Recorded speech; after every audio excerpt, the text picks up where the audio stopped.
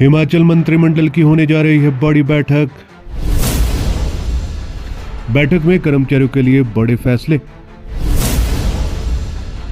2 महत्वपूर्ण मुद्दों पर कैबिनेट करेगी चर्चा। हिमाचल मंत्रिमंडल की बैठक में बजट सत्र का होगा ऐलान। पेंशन योजना से लेकर सरकारी भर्तियों पर भी चर्चा।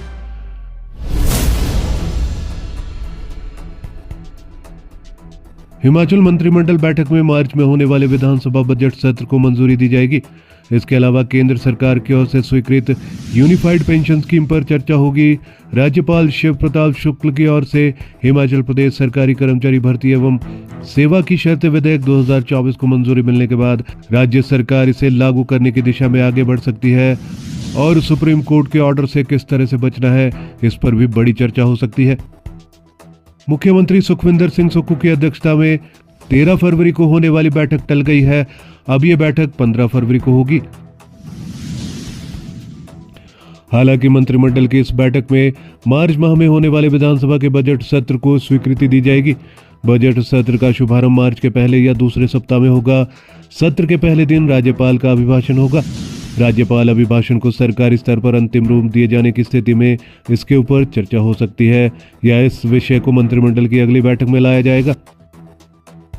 नए शिक्षा निदेशालय के पुनर्गठन और ग्रामीण क्षेत्रों में 1000 वर्ग मीटर का निर्माण क्षेत्र टीसीपी में लाया जाएगा। एजी ऑफिस की तरफ से लगाए जाने वाले ऑडिट पैरा पर विभागीय जवाब सचिव स्तर से सीधे विधानसभा सचिवालय को नहीं भेजे जाएंगे। उससे पहले मंत्रिमंडल के ध्यान में लाए जाएंगे ताकि मंत्रियों को भी ऑडिट पैरा का संज्ञान हो। यूपीएस पर होगी बड़ी चर्चा। शिक्षा मंत्री रोहित ठाकुर व राजस्व मंत्री जगत सिंह नेगी विदेश दौरे पर होने के कारण मंत्रिमंडल बैठक में नहीं होंगे। केंद्र सरकार की तरफ से स्वीकृत यूनिफाइड पेंशन स्कीम मंत्रिमंडल में चर्चा के लिए आ सकती है। लोक निर्माण मंत्री विक्रमादित्य सिंह ने इस विषय को चर्चा के लिए लाए जाने की बात कही है। राज्य सरकार यदि केंद्र सरकार की यूपीएस स्कीम को लागू करने का विकल्प चुनती है तो इससे प्रदेश को 1600 करोड़ रुपए अतिरिक्त ऋण मिल सकेगा। केंद्र सरकार के पास इस समय न्यू पेंशन स्कीम एनपीएस कर्मचारियों के करीब 9000 करोड़ रुपए भी फंसे हैं तथा यूपीएस लागू करने पर इसको प्राप्त करने के रास्ते खुल सकते हैं। मौजूदा वित्तीय हालात में राज्य सरकार के लिए बेहतर विकल्प साबित हो सकता है, लेकिन प्रतिकूल हालात के बावजूद वर्तमान सरकार ओल्ड पेंशन स्कीम ओपीएस को लागू करने पर अडिग नजर आई है। जैसा कि आप सबको मालूम है, इसी के साथ कर्मचारी भी यूपीएस का विरोध कर रहे हैं। लगातार खबरों में कर्मचारियों की तरफ से यूपीएस स्कीम का विरोध किया जा रहा है। भर्ती एवं सेवा शर्त की विधेयक को मंजूरी।